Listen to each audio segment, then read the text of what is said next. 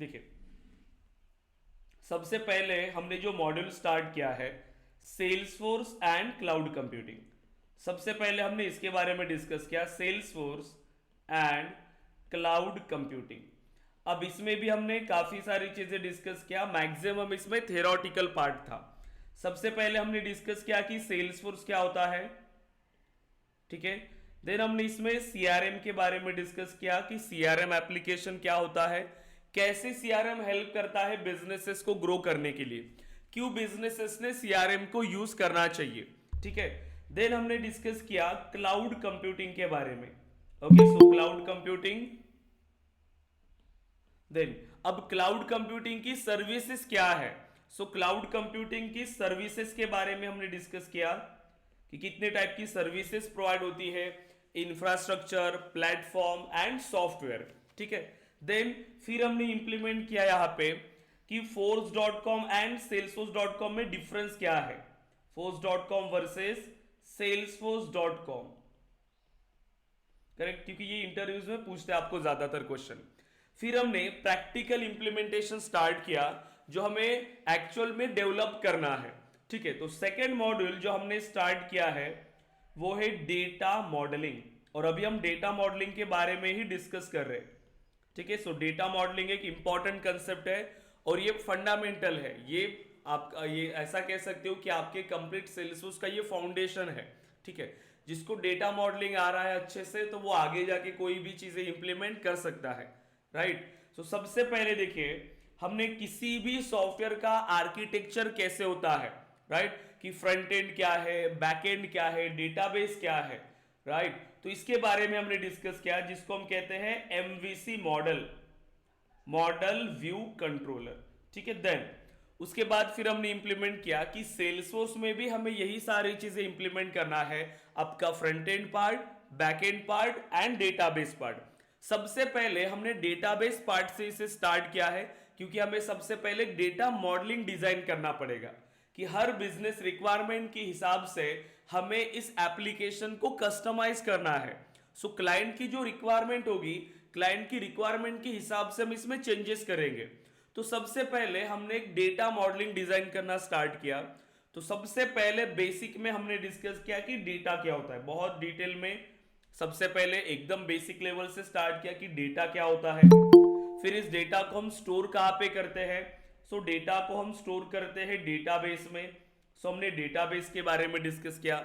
ये same concept use होता है हमारे सेल्सफोर्स में, राइट। जैसे डेटाबेस में हम टेबल्स क्रिएट करते हैं, वैसे ही सेल्सफोर्स में हम ऑब्जेक्ट्स क्रिएट करते हैं। तो सेल्सफोर्स में हमने ऑब्जेक्ट्स के बारे में समझा, फील्ड्स के बारे में समझा, फील्ड्स क्या होती है, एंड रिकॉर्ड्स। अब कितने टाइप के ऑब्जेक्ट्स होते हैं हमारे पास, इसके बारे में भी हमने समझा। Standard object and custom object, दोनों में डिफरेंसेस क्या है, कैसे आप आइडेंटिफाई कर सकते हो, ये भी कंसेप्ट हमने डिस्कस किए। फिर जैसे हमने ऑब्जेक्ट बनाए, अब उस ऑब्जेक्ट पे हमारे पास मल्टीपल फील्ड्स थी, राइट। तो सभी फील्ड को हमने इंप्लीमेंट किया, चाहे वो पिक लिस्ट है, पिक लिस्ट मल्टी सेलेक्ट है, चेकबॉक्स है, एंड देन वहां एक कंसेप्ट था फील्ड से रिलेटेड जो है field dependency, right, field dependency. तो फील्ड डिपेंडेंसी के बारे में हमने डिस्कस किया। देन फिर हमारे पास थोड़ी एक्स्ट्रा लेवल पे जो हमारे पास है एडवांस, एडवांस फील्ड्स के बारे में हमने डिस्कस किया जो है relationship fields, right, relationship fields. अब इस रिलेशनशिप फील्ड्स में दो टाइप की रिलेशनशिप फील्ड्स हमारे पास है, lookup relationship and master detail.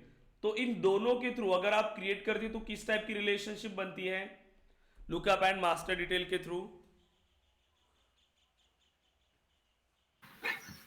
अगर आप दो ऑब्जेक्ट्स में लुकअप या मास्टर डिटेल फील्ड अप्लाई करते हो, दो ऑब्जेक्ट्स के बीच में, तो किस टाइप की फील्ड बनती है, मतलब रिलेशनशिप किस टाइप की बनती है,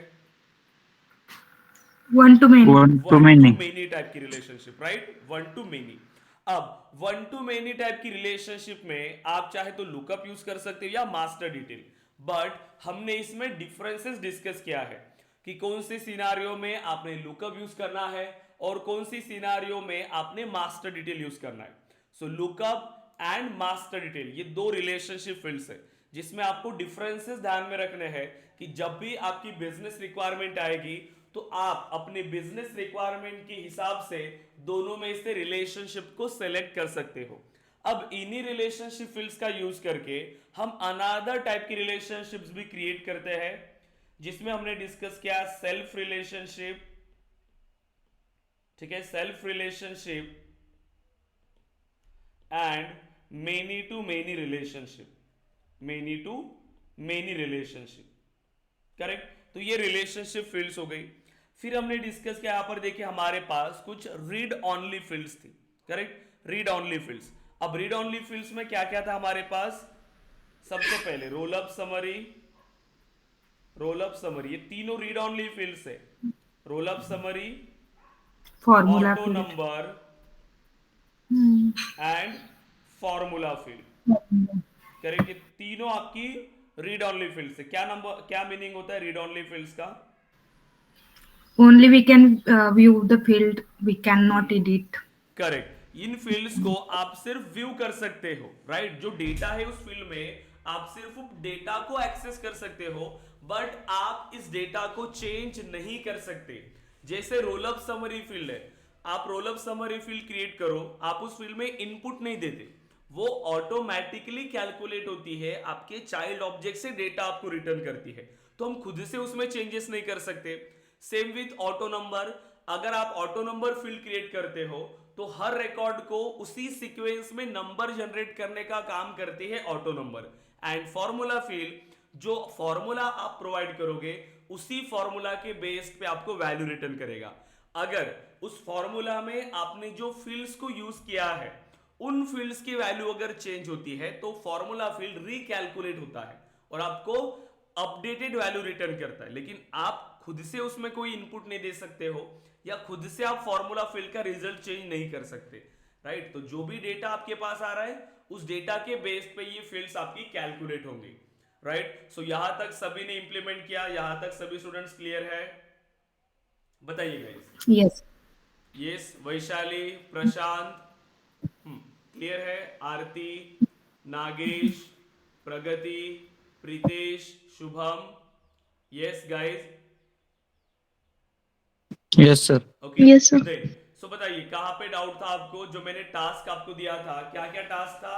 सबसे पहले टास्क थी आपके पास, देखिए कि आपको इंप्लीमेंट करना था यहां पर many to many relationship, developer object and project object. So बताइए ये सभी ने इंप्लीमेंट किया? क्या दिक्कत आ रही है इसमें? बताइए गाइस, क्या दिक्कत आ रही है? Vaishali? Dev and project object create करना है, ठीक है। हाँ, उसके बाद मतलब रिक्वायरमेंट एक्चुअली मुझे याद मतलब समझ में आ रहा है हमें। वो प्रोजेक्ट डेवलपर एंड प्रोजेक्ट जो है नेम्स और आईडी समथिंग, वो हमें एक्सेस करने हैं डेव एंड प्रोजेक्ट ऑब्जेक्ट में। वो सिर्फ हमें बट अनदर ऑब्जेक्ट क्रिएट करना था। मैंने आपको ये स्क्रीनशॉट निकालने के लिए कहा हाँ, था ना? ये वाला ये स्क्रीनशॉट निकाला है मैंने। बट अभी इसमें मास्टर डिटेल क्रिएट करना है, राइट। यस।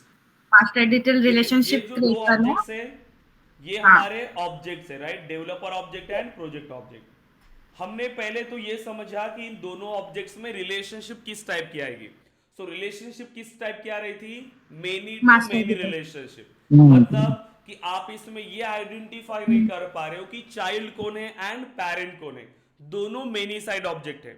जब भी हमारे पास ऐसी रिक्वायरमेंट होती है कि दोनों ऑब्जेक्ट्स हमारे मेनी साइड ऑब्जेक्ट्स होते हैं तो वहां हमारी many to many relationship apply होती है। अब जैसे many to many relationship apply हो रही है तो आपके ध्यान में यही आना चाहिए कि हमें थर्ड ऑब्जेक्ट की जरूरत पड़ेगी, करेक्ट, क्योंकि आप इन दोनों ऑब्जेक्ट्स पर रिलेशनशिप फील्ड्स नहीं क्रिएट कर सकते। मेनी टू मेनी रिलेशनशिप के लिए हमें थर्ड ऑब्जेक्ट की जरूरत पड़ेगी और उस ऑब्जेक्ट को हम क्या कहते हैं? Junction object, right. क्या कहते हैं हम उस ऑब्जेक्ट को? Junction object. अब इस जंक्शन ऑब्जेक्ट का काम क्या होता है? जंक्शन ऑब्जेक्ट पर हम दो रिलेशनशिप फील्ड बनाते हैं और दोनों फील्ड्स के थ्रू हम उन दो डिफरेंट ऑब्जेक्ट्स को रिलेट करते हैं। जैसे एक फील्ड बनाया हमने डेवलपर के लिए, तो वो ऑब्जेक्ट, वो फील्ड को आपको डेवलपर ऑब्जेक्ट के साथ रिलेट करना है। अनदर फील्ड आपने बनाया प्रोजेक्ट के लिए, तो वो रिलेशनशिप फील्ड को आपको प्रोजेक्ट ऑब्जेक्ट के साथ रिलेट करना है। मतलब जंक्शन ऑब्जेक्ट पे आप दो रिलेशनशिप फील्ड बनाओगे और दोनों ऑब्जेक्ट के साथ आप रिलेट करोगे। अब इन दोनों ऑब्जेक्ट्स को आपस में रिलेट किया है किसके थ्रू? थर्ड ऑब्जेक्ट के थ्रू। अब क्या करना है आपको? बस जो जंक्शन ऑब्जेक्ट है उसमें रिकॉर्ड क्रिएट करने हैं। सो मैंने जैसे यहां पर प्रोजेक्ट सिलेक्ट किया या फिर एक एम्प्लॉय सिलेक्ट किया राज, फिर उसका प्रोजेक्ट सिलेक्ट किया P1, तो एक एंट्री हो गई मेरे रिकॉर्ड की। अगेन राज फिर से काम कर रहा है मेरे पास P2 पे, तो अनदर एंट्री हो गई। कुणाल काम कर रहा है P1 पे, तो जब मैं राज का रिकॉर्ड ओपन करूंगा तो राज के रिलेटेड जितने भी रिकॉर्ड्स है, ये रिकॉर्ड्स किस ऑब्जेक्ट के हैं? जंक्शन ऑब्जेक्ट के। सो राज का रिकॉर्ड जब मैं ओपन करूंगा, राज कौन हुआ? मेरा पेरेंट हुआ, करेक्ट, डेवलपर ऑब्जेक्ट। ये डेवलपर प्रोजेक्ट असाइन जो जंक्शन ऑब्जेक्ट है ये कौन हुआ? चाइल्ड। सो राज से रिलेटेड जितने भी चाइल्ड रिकॉर्ड्स है मुझे यहां पर शो हो जाएंगे, तो ये भी रिकॉर्ड शो होगा, ये भी रिकॉर्ड शो होगा। मतलब राज को ओपन करने के बाद मुझे ये पता चल रहा है कि राज जो मेरा डेवलपर है वो कितने प्रोजेक्ट्स पे काम कर रहा है। मेरी यही रिक्वायरमेंट थी कि हर एक डेवलपर को मैं प्रोजेक्ट के लिए असाइन कर पाऊं और मुझे पता भी चलना चाहिए कि कौन सा डेवलपर किस प्रोजेक्ट पे काम कर रहा है, राइट? तो ये रिक्वायरमेंट हमारी ओके। सॉल्व हो गई। तो ये बस हाँ। सिंपल है, दो डिफरेंट ऑब्जेक्ट क्रिएट करोगे आप, एक थर्ड ऑब्जेक्ट बनाओगे, उस ऑब्जेक्ट पर दो रिलेशनशिप फील्ड बनाओगे, एक डेवलपर ऑब्जेक्ट के साथ रिलेट करेंगे, एक प्रोजेक्ट ऑब्जेक्ट के साथ, बस। ओके, दो मास्टर डिटेल हाँ, रिलेशनशिप दोनों क्रिएट करने मास्टर हैं, डिटेल सिर्फ वो डेटा रिलेशनशिप ही बनाओगे। एक्सेस करना यस, है। दोनों ओके मास्टर डिटेल। ओके ठीक है। ओके, एंड ठीक है। वो अप्लाई किया फिर आपने, जैसे मैंने आपको कहा था और फीस, हाँ, वो किया है मैंने। वो हो गया, वो सभी का जो हो गया फीस, गाइस, ये हाँ फीस वो का। हो गया। और वो फॉर्मूला फिर से एक्सेस करना था, राइट? मैंने किया है। मतलब कोर्स की जो फीस है, कोर्स फीस फील्ड क्रिएट की थी मैंने कोर्स में, तो वो कोर्स फीस जो फील्ड थी वो मैंने एक्सेस की स्टूडेंट में। हाँ। फिर उसके बाद टोटल फीस कितनी है हम्म। वो क्रिएट किया, ठीक है। और फिर उसके बाद रिमेनिंग जो था वो फॉर्मूला लगा के माइनस करके वो करेक्ट, वही शो हो रहा है। फॉर्मूलाज आपको यूज करके देखिए, ऐसे ही हाँ। हमारी रिक्वायरमेंट आती है। तो बस ये पता होना चाहिए कि कौन सी फील्ड कैसे एक्सेस करना है, राइट? फॉर्मूला आपको बनाना पड़ेगा, लॉजिक आपको सोचना पड़ेगा, बाकी इंप्लीमेंटेशन का काम भी हमारा है। देखिए, जो भी रिक्वायरमेंट आपको मिलती है, जब भी आपको कोई रिक्वायरमेंट मिलती है, जब आप इंडस्ट्री में काम कर रहे हो, सो एक ध्यान में रखना है, अगर आपको प्रॉपरली काम करना है इंडस्ट्री में, तो कुछ पॉइंट्स है जो आपको अभी से ध्यान रखना है। देखिए मैं बताता हूं आपको।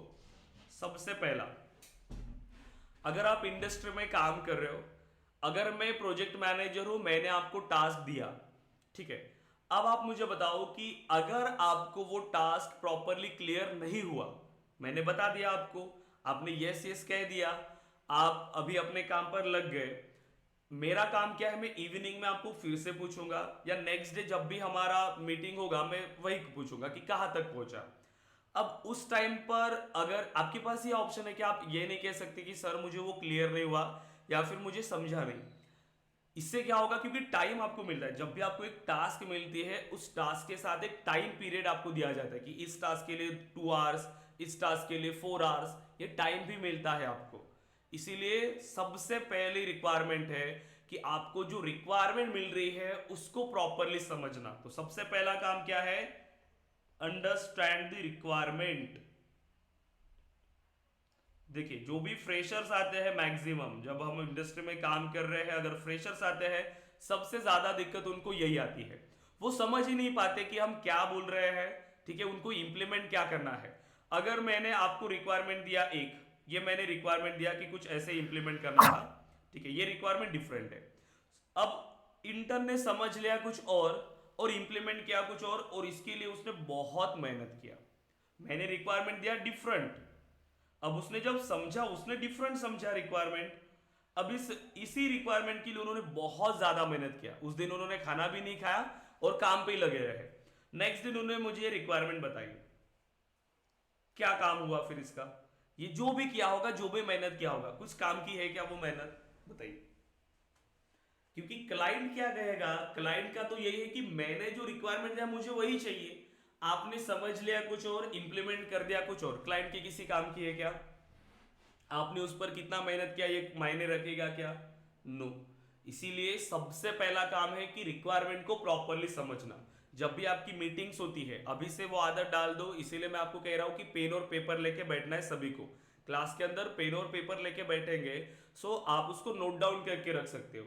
हम जब भी मीटिंग्स अटेंड करते हैं हमारा वही काम होता है, हम नोट करके रखते हैं एटलीस्ट, मतलब कोई भी इंपॉर्टेंट पॉइंट आपसे स्किप ना हो, ठीक है, आप भूल ना जाओ।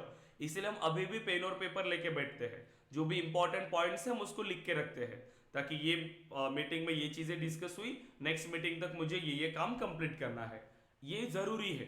ठीक है, सो रिक्वायरमेंट को समझना सबसे पहले जरूरी है कि आपकी रिक्वायरमेंट क्या है। मीटिंग में अगर आपको नहीं क्लियर होता है तो आपको उसी टाइम पर फिर से पूछना है, क्योंकि देखिए एक बार आपकी मीटिंग फिनिश हो गई, राइट, बाद में आप आपके अकेले पर्सन के लिए फिर वो ज्वाइन नहीं करेंगे, आप उनको मैसेज करते रहोगे तो वो आपके मैसेज का रिप्लाई भी नहीं देंगे, क्योंकि उनके पास भी बहुत ज्यादा काम है।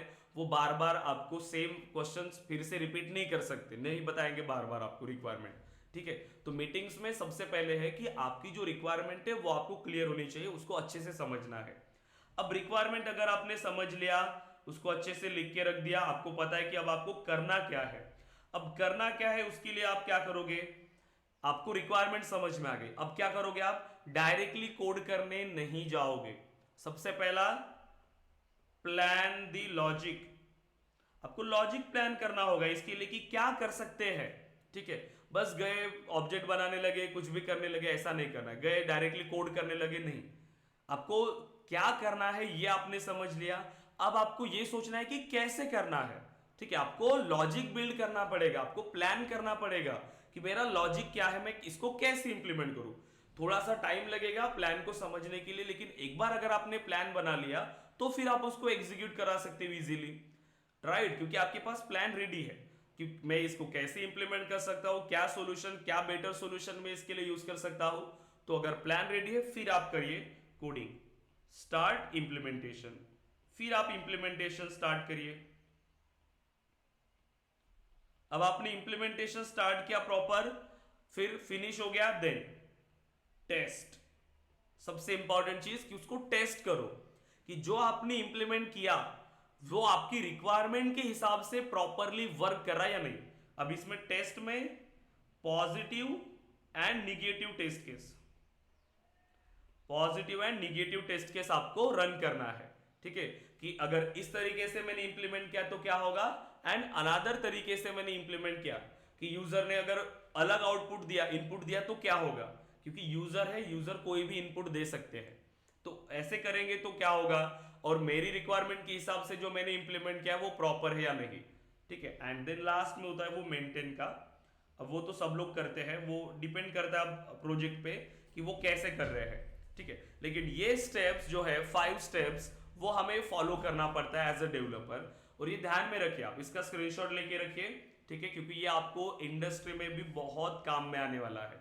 अगर इन स्टेप्स के थ्रू आप अगर जाते हो इंडस्ट्री में, अगर इन स्टेप्स के थ्रू आप काम करते हो तो आपका जो जर्नी है वो बहुत सिंपल हो जाएगा। ठीक है, ऐसा नहीं कि बस बिना प्लान के कुछ भी कर रहे हो, कुछ भी इंप्लीमेंट कर रहे हो, वैसा मत करना। ठीक है, और बहुत इजी है, जिनके कंसेप्ट क्लियर है वो इजीली काम कर सकते हैं। अब बहुत सारे ऐसे स्टूडेंट्स मैंने देखे हैं जी, जो अगर आते हैं कंपनीज में इजीली कर लेते हैं कोई भी टास्क अगर उनको दो इजीली, लेकिन जिनके फंडामेंटल्स क्लियर नहीं होते, अगर मैंने टास्क दिया सपोज करिए, तो उनको पहले तो वो फाइंड करने में ही टाइम लग जाता है कि ये है क्या, कैसे इंप्लीमेंट करें। ठीक है, कोई स्टूडेंट ऐसे हैं जिनको ऐप बनाने नहीं आते, इंडस्ट्री में जाने के बाद भी ऐप बनाने नहीं आते, उनको ये नहीं पता मैं स्टैंडर्ड ऑब्जेक्ट को डिलीट कर सकते या नहीं कर सकते, ये नहीं पता होता। अब ये सोचने के लिए उनको टाइम जाता है फिर ज्यादा, अब वो इंप्लीमेंटेशन कब करें। इसीलिए यही से आपको पूरा समझ के जाना है जितना आपको मिल रहा है। और मैंने आपको बताया स्टार्टिंग में ही, ठीक है, हमारा 10,000 फीस है, लेकिन 40,000 में जो ट्रेनिंग मॉड्यूल कवर नहीं होता वो यहाँ पर हम आपको कवर करके देते हैं। बस आपको उसका एडवांटेज लेना है, अच्छे से प्रिपेयर होके जाना है। ठीक है, जैसे नई बैच स्टार्ट होती है, नई बैच को भी आप ज्वाइन करिए, मतलब क्या होगा कि आपका यहाँ पर कंटिन्यू में जा रहा है, रिवीजन भी होती आ रही है, तो ज्यादा प्रिपरेशन आपका हो जाएगा। तो इस तरीके से आप काम करेंगे। क्लियर है गाइस सभी स्टूडेंट्स? यस, सभी स्टूडेंट्स क्लियर है? यस। प्रशांत, वैशाली, यस, वो प्रीतेश, एक क्वेश्चन है हम्म, लाइक हमें जैसे लिमिटेशन है ऑब्जेक्ट में फील्ड्स बनाने का, हम्म। इसमें कुछ मतलब लिमिटेशन है क्या? ये सभी है गाइस, ये जस्ट ऐसे क्वेश्चंस है जो कोई ये कोई ये नहीं है, मतलब कोई डाउट नहीं है, ये रिसर्च वाले क्वेश्चन है। हम्म, ठीक है, ऐसे क्वेश्चंस मतलब ये आपको रिसर्च करना है और ये मैं आगे जाके बताऊंगा। ये ऐसा मत सोचिए आप कि ये मैं क्या कर रहा हूँ, क्या इंप्लीमेंट कर रहे हैं। ये अगर आपको क्वेश्चंस आते हैं तो आप इसको ढूंढिए, क्लास में इसको डिस्कस करते जाएंगे तो बहुत टाइम जाएगा हमारा। ठीक है, तो यहाँ पर अगर आप आओगे तो ऑब्जेक्ट की लिमिट्स आपको मिलेगी, ये सब कुछ यहाँ पर अवेलेबल है, सब कुछ अवेलेबल है। कितनी लुकअप फिल्टर्स बना सकते हो, कितने वर्कफ्लो रूल्स बना सकते हो, कितनी फील्ड्स आप बना सकते हो, देखिए सब कुछ अवेलेबल है। ओके ये कोई डाउट वाले ओके क्वेश्चन नहीं है। ठीक है, तो थोड़ा ओके। सा इसके बारे में रिसर्च करिएगा गाइस आप, और ये आपको मैं बताने वाला हूँ। ऐसा मत सोचे कि अभी मैं जो अगर मैं अभी जस्ट स्टार्ट किया है, उस टॉपिक से रिलेटेड 10 और टॉपिक होते हैं, तो एट अ टाइम वो डिस्कस करना पॉसिबल नहीं होता। जब मैं सही टाइम आता है उस चीज़ को डिस्कस करने का, मैं उसी टाइम पर आपको डिस्कस करता हूँ। बट अगर आपके माइंड में ये क्वेश्चन आते हैं तो उसको रिसर्च करिए, क्योंकि ये डाउट नहीं है, ये रिसर्च वाले क्वेश्चन है, इन्फॉर्मेशन है। ठीक है, सो अगर आपके मन में ये ऐसे क्वेश्चंस आते हैं तो ये बहुत अच्छी बात है कि ऐसा हो सकता है क्या। सो अगर ऐसा हो सकता है क्या, सबसे पहला काम रिसर्च करिए उसके बारे में। जितना ज़्यादा आप सर्च करोगे ना उस चीज़ से रिलेटेड, उतने ज़्यादा आपको कंसेप्ट क्लियर होंगे। ठीक है। सो बताइए, लास्ट ठीक है। सेशन में मैंने आपको क्या बताया था, हमें इंप्लीमेंट करना है, देखिए फॉर्मूलाज, एक्सप्रेशंस। और फॉर्मूलाज बनाने के लिए, लॉजिक बिल्ड करने के लिए सबसे पहले हमारे पास क्या होना चाहिए, ऑपरेटर्स। क्या होना चाहिए, ऑपरेटर्स। अब ऑपरेटर्स में हमने क्या क्या चीजें डिस्कस किया, कितने टाइप के ऑपरेटर्स हमने डिस्कस किए थे, बताइए कितने टाइप के ऑपरेटर्स हमने डिस्कस किए थे। arithmetic, arithmetic logical, operators, relational. Then logical relational operators and logical operators. Correct, सभी ने इसके बारे में डिस्कस किया। मैंने आपको लिख के भी दिया था कि लॉजिकल ऑपरेटर कितने हैं, कैसे वर्क करते हैं। ठीक है, रिलेशनल ऑपरेटर्स क्या है, सब कुछ। अब मुझे बताइए अभी कि कैसे हम इंप्लीमेंट करें। सबसे पहले मुझे दो नंबर्स को चेक करना है, मैं दो नंबर्स को कंपेयर करने के लिए मैं यूज कर सकता, देखिए 10 ग्रेटर देन 100, क्या रिजल्ट आएगा इसका,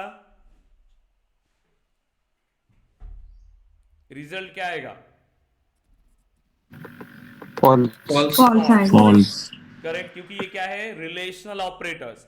रिलेशनल ऑपरेटर्स में हमेशा जो रिजल्ट आता है वो एरिथमेट, यहां पर लॉजिकल आता है, मतलब बुलियन में। बुलियन में सिर्फ दो वैल्यूज होती है, ट्रू एंड फॉल्स, राइट। अब तो ये एक एक्सप्रेशन हो गया। अब मुझे ये 10 वैल्यू को ये चेक करना है कि 10 की वैल्यू किससे बेटर है। अगर मुझे दो ऐसे एक्सप्रेशन है, जैसे मैंने यहां पर इंप्लीमेंट किया 10 इज ग्रेटर देन 100, और मुझे अगेन चेक करना है 10 इज ग्रेटर देन 50। मुझे दो नंबर्स के साथ इसको कंपेयर करना है कि क्या ये दोनों नंबर से ग्रेटर है या दोनों नंबर से छोटा है। अब अगर मैं इनको सेपरेट रखता हूं, ये एक एक्सप्रेशन है, ये एक एक्सप्रेशन है, दोनों को अगर मैं सेपरेट रखता हूं, क्या होगा इससे, ये दो रिजल्ट मुझे रिटर्न करेंगे। ये डिफरेंट रिजल्ट रिटर्न करेगा, ये डिफरेंट रिजल्ट रिटर्न करेगा, राइट। एट द एंड मुझे एक सिंगल रिजल्ट चाहिए, क्योंकि मुझे कोई टास्क परफॉर्म करना है। ठीक है, मैं क्या करना चाहता हूं, कुछ टास्क परफॉर्म करना चाहता हूं, राइट। जैसे कि एग्जांपल के लिए मैं ये चाहता हूं कि अगर किसी स्टूडेंट की एज, मुझे अगर एडमिशन लेना है मेरे कोर्स में, मैंने क्राइटेरिया डिफाइन किया कि स्टूडेंट की जो एज है, स्टूडेंट की जो एज है वो मिनिमम 18 होनी चाहिए और मैक्स 30 होनी चाहिए। करेक्ट, ये मेरा क्राइटेरिया है। मुझे कुछ क्राइटेरिया लिखना पड़ेगा। अब इस क्राइटेरिया के डिसीजन पे ही मैं कुछ एक्शन ले सकता हूं, इस क्राइटेरिया के डिसीजन पे ही मैं कुछ एक्शन ले सकता हूं। मैं यहां पर एक क्राइटेरिया डिफाइन करूंगा, और अगर वो क्राइटेरिया मैच होता है तो ही मैं इसको एग्जीक्यूट करूंगा, अदरवाइज मैं स्टूडेंट को क्या कहूंगा, you are not eligible, right. अब मुझे क्या करना है, कंपेयर करना है। यहां पे मुझे ये भी चेक करना है कि ना वो 18 से कम होना चाहिए, ना वो 30 से ज्यादा होना चाहिए। मतलब कितने यहां पर आए, कितनी कंडीशंस बनी मेरे पास, एक या दो? दो। दो दो। कंडीशंस। सो जब भी आपके पास मल्टीपल कंडीशंस आती है, क्योंकि अगर मैंने सिर्फ एक लिखा, मैंने सिर्फ एक अगर ऐसे लिया कि एज, अगर मैंने ऐसे लिखा age greater than 18, age less than 30, अगर मैंने ये दो ओके। लिखा तो मुझे ये डिफरेंट रिजल्ट रिटर्न करेगा, ये डिफरेंट रिजल्ट रिटर्न करेगा, दोनों के दो रिजल्ट हो गए। लेकिन मुझे एक्शन किसके बेस पे लेना है, एक ही, क्योंकि मुझे अगर इसको एग्जीक्यूट करना है तो ये एक ही रिजल्ट पे चलेगा। एक तो मुझे ट्रू में बताओ या फॉल्स में बताओ, ये एक ही कहेगा। मुझे एक बताओ एग्जीक्यूट होना है या नहीं होना है। सो मुझे एट द एंड एक ही आउटपुट चाहिए, सिंगल आउटपुट, ट्रू और फॉल्स। तो ऐसे दो एक्सप्रेशन मुझे दो वैल्यू रिटर्न कर रहे हैं।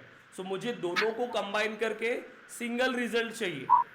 क्या होता है फिर उसके लिए, कैसे करेंगे हम?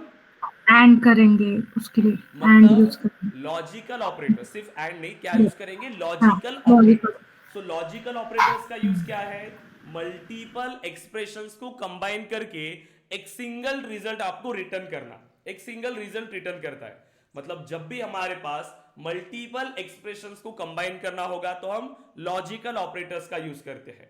जैसे अगर आप इंग्लिश में बात करते हो, हिंदी में बात करते हो, तो आपके पास भी वर्ड्स होते हैं कंबाइन करने के लिए, राइट? तो वैसे ही मैथमेटिक्स में अगर आपको कुछ कंडीशंस को, कुछ एक्सप्रेशंस को कंबाइन करना है तो आप लॉजिकल ऑपरेटर्स का यूज करते हैं, और ये हमें सिंगल आउटपुट रिटर्न करता है। ठीक है, सिंगल आउटपुट, ट्रू और फॉल्स। अब जैसे मैंने यहां पर इंप्लीमेंट किया, अब ध्यान दीजिए, जैसे मेरे पास है ए की वैल्यू 10 और बी की वैल्यू 100 और सी की वैल्यू 50। ठीक है, ऐसे तीन मेरे पास वेरिएबल्स है, मतलब डेटा है। सपोज करिए मैं कुछ एक्सप्रेशन अभी लिख रहा हूं, अपने मन में मैं एक्सप्रेशन लिख रहा हूं कुछ भी, ए ग्रेटर देन बी, ठीक है, एंड बी ग्रेटर देन सी। अब बताइए क्या आउटपुट मिलेगा आपको? एक एक करके सॉल्व करें, मुझे ऐसा नहीं कि मैं एक ही आउटपुट आपको पूछ रहा हूं, ऐसा नहीं, एक एक करके। हाँ, ए ग्रेटर देन बी क्या रिटर्न करेगा? ए फॉल्स ग्रेटर देन करेगा। B false, right? क्योंकि ए की वैल्यू कितने गाइस, 10 है, बी की वैल्यू कितनी है, 100, मतलब 10 ग्रेटर देन 100। सीधी सी बात है, मैं यहां पर कर रहा हूं कि 10 ग्रेटर देन 100, नो, 10 तो ग्रेटर देन 100 नहीं है, तो क्या रिजल्ट रिटर्न करेगा, ये फॉल्स करेगा। ठीक है, फिर एंड ऑपरेटर के थ्रू हमने इसको कंबाइन किया। अब दूसरी कंडीशन देखिए, B greater than C, B की वैल्यू कितनी है, 100, सी की वैल्यू है 50, true 100 greater true. Then 50, true और false? True true. True, right? So अब ये दो एक्सप्रेशन मेरे पास आ गए, दोनों का रिजल्ट आया, एक है फॉल्स एक है ट्रू। अब दोनों किसके थ्रू कंबाइन हुए हैं, किस ऑपरेटर के through? And and and operator. अब आप बताओ, एंड ऑपरेटर के थ्रू अगर ये कंबाइन हुए हैं, सो फाइनल रिजल्ट क्या मिलेगा मुझे? फॉल्स मिलेगा। क्या फॉल्स मिलेगा, फॉल्स। क्योंकि एंड ऑपरेटर का वर्किंग क्या है, बताइए, क्या बताया था मैंने एंड ऑपरेटर का working? Both both if any one expression is false, result will be result is false, ठीक है। false. या फिर और इजीली Yeah. आप इसको बनाओ, कैसे? अगर सभी एक्सप्रेशंस की वैल्यू ट्रू है तो रिजल्ट ट्रू आएगा, बस ये ध्यान में रखना है। जितने भी एक्सप्रेशंस Yes. है, और अगर सभी का रिजल्ट हमारा ट्रू है तो रिजल्ट हमारा ट्रू आने वाला है, अदरवाइज वो फॉल्स है। मतलब एक ने भी फॉल्स रिटर्न किया तो रिजल्ट हमारा सिंपल फॉल्स आएगा, राइट? आरती, नागेश, क्लियर हो रहा है आपको? यस। प्रगति, प्रशांत, प्रीतेश, ये शुभम बोलिए। हाँ शुभम, कोई क्वेश्चन है? सर इसके अपोजिट फिर इसका अपोजिट फिर और ऑपरेटर रहेगा ना सर, राइट? क्यों, मतलब समझा नहीं, क्या कहा आपने? सर इसके अपोजिट फिर और ऑपरेटर रहेगा ना, हाँ राइट? हाँ, और मतलब अनदर ऑपरेटर है हमारे पास, और ऑपरेटर, लेकिन उसका अपोजिट यस नहीं है गाइस, ठीक है, अपोजिट नहीं है। ये बेस्ड ऑन सिचुएशन हमें यूज करना पड़ता है, बेस्ड ऑन सिचुएशन कि हमें क्या चाहिए। अब मैं आपको ये बोल रहा हूं, देखिए मुझे दो स्टूडेंट्स की रिक्वायरमेंट है, दो स्टूडेंट्स, मुझे दोनों स्टूडेंट्स की रिक्वायरमेंट है, तो मैं दो स्टूडेंट्स को आवाज दे रहा हूं, ठीक है? दोनों स्टूडेंट्स मुझे चाहिए, मैं क्या कहूंगा, मुझे दोनों को बुलाना है, तो शुभम एंड प्रगति, दोनों आप आ जाओ। मैं दोनों को बुला रहा हूं, मुझे दोनों में से किसी से एक स्टूडेंट का काम है, मैं डायरेक्ट कह सकता हूं शुभम और वैशाली दोनों में से कोई एक आ जाओ। मतलब डिपेंड करता है कि आप कितनी कंडीशंस को सेटिस्फाई करना चाहते हो, किस कंडीशन पर आपको कोड को एग्जीक्यूट करवाना है, उस पर डिपेंड करेगा। ठीक है, अगर मैं चाहता हूं कि मेरे पास ये दोनों कंडीशन जब सेटिस्फाइड होंगी तो ही मुझे कोड एग्जीक्यूट करना है। मतलब जब दोनों कंडीशन सेटिस्फाइड होगी, जब ये भी ट्रू रिटर्न करेगा, ये भी ट्रू रिटर्न करेगा, मेरा फाइनल रिजल्ट क्या मिलेगा? ट्रू। तो ही जाके मुझे एक्शन एग्जीक्यूट करना है, तो ही आप क्या एंड यूज करो, क्या ऑपरेटर यूज करोगे? एंड ऑपरेटर, जब आपको दोनों कंडीशंस को एग्जीक्यूट कराना है। ठीक है, दोनों में से कोई एक चाहिए तो आप और ऑपरेटर का यूज करते हो। ठीक है, तो ये बेस्ड ऑन रिक्वायरमेंट हमें इसको यूज करना पड़ता है। बताइए, इसका प्रैक्टिस तो किया था गाइस आपने? बेसिक तो पता है अभी? Sir yes and sir operator और ऑपरेटर। ओके, और ऑपरेटर का भी कुछ एग्जांपल देते हैं। जैसे मैंने यहां पर लिखा a लेस देन 10 और b ग्रेटर देन 10। बताइए इसका आंसर। शुभम, कोई क्वेश्चन है क्या आपका? आपने हैंड रेज किया था। हाँ सर, वही मतलब एक फॉल्स और दूसरा ट्रू रहता, तो इन द केस ऑफ और वो ट्रू रहता, राइट रिजल्ट?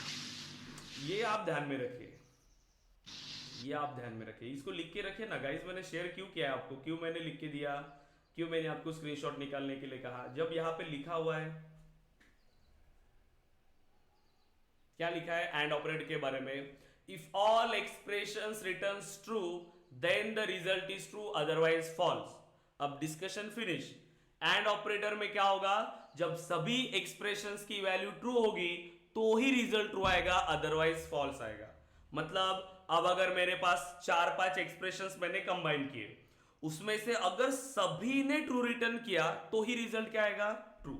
अब उसमें अगर आप ये कहोगे कि सर एक ने फॉल्स रिटर्न किया तो क्या होगा, दो ने फॉल्स रिटर्न किया तो क्या होगा, तीन ने फॉल्स रिटर्न किया तो क्या होगा? ये इलॉजिकल क्वेश्चन है, क्योंकि क्या कह रहा है ये? Otherwise false. अगर सभी ट्रू नहीं है, फिर वो एक फॉल्स रिटर्न करे या उसमें 4 कंडीशन फॉल्स हो, एक भी फॉल्स है तो रिजल्ट क्या आएगा आपका? फॉल्स आ जाएगा। एंड ऑपरेटर का working clear? Yes, yes. And operator. अब और ऑपरेटर क्या कहता है? अगर सभी एक्सप्रेशन ने फॉल्स रिटर्न किया, सभी एक्सप्रेशन ने फॉल्स रिटर्न किया, तो फाइनल रिजल्ट क्या आने वाला है मेरा? फॉल्स आएगा, अदरवाइज वो ट्रू है। अगर मेरे पास मल्टीपल एक्सप्रेशंस है, मैंने कंबाइन किया उनको और ऑपरेटर के थ्रू, सभी एक्सप्रेशन ने फॉल्स रिटर्न किया, तो मेरा रिजल्ट क्या आएगा? फॉल्स आएगा। लेकिन अगर किसी एक ने भी ट्रू रिटर्न किया, चाहे फिर एक करे या सभी ट्रू रिटर्न करे, मेरा फाइनल रिजल्ट क्या आएगा? और में ट्रू आएगा। अब इसको अच्छे से याद करोगे गाइस, जितना अच्छे से इसको रीड करते जाओगे, लिखते जाओगे, प्रैक्टिस करोगे तो क्लियर होगा। एक दिन में ये क्लियर होने वाली चीजें नहीं है, क्योंकि ये सभी के लिए प्रैक्टिस की जरूरत पड़ती है।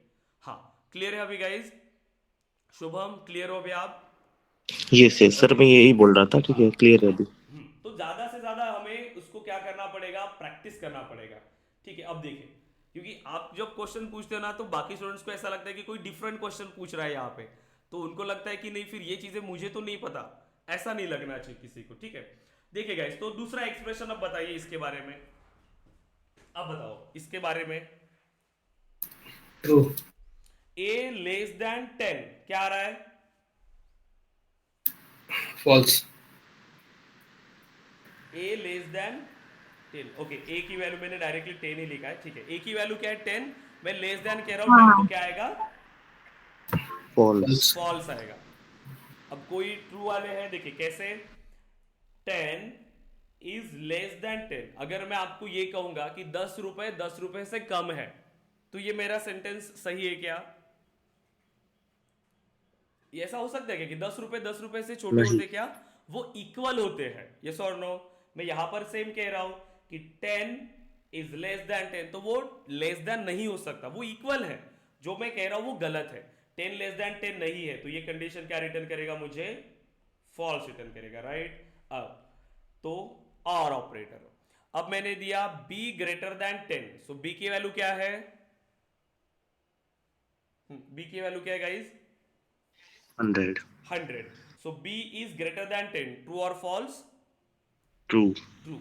सो फाइनल रिजल्ट क्या मिला? अब हमें और ऑपरेटर है, और ऑपरेटर का वर्किंग बताइए। Final result true. क्या आएगा? ट्रू। ट्रू। कितने इतना सिंपल है। ट्रू। सो बस उतना अगर आपने ध्यान में रखा तो आप इजीली कोई भी इसे सॉल्व कर सकते हो इजीली। अब क्या करोगे आप जब इसको प्रैक्टिस करोगे, अपने मन से ऐसे एक्सप्रेशन जोड़ना, कोई भी ऐसे अपने मन से 2-3 वेरिएबल लेना, ऐसे वैल्यूज, उसको ऐसे एक्सप्रेशन करना, अब उसको सॉल्व करके देखना। इससे क्या होगा कि प्रैक्टिस होगा ज्यादा, जल्दी से जल्दी आप इस चीजों को सीख सकते हो। इसीलिए ओके, अब मैं यहां पर कुछ और एक्सप्रेशंस लिख रहा हूं, जैसे a is less than b and b is greater than c। अब बताओ, एंड ऑपरेटर के थ्रू मैंने कंबाइन किया है, a less than b, true और फॉल्स? ट्रू।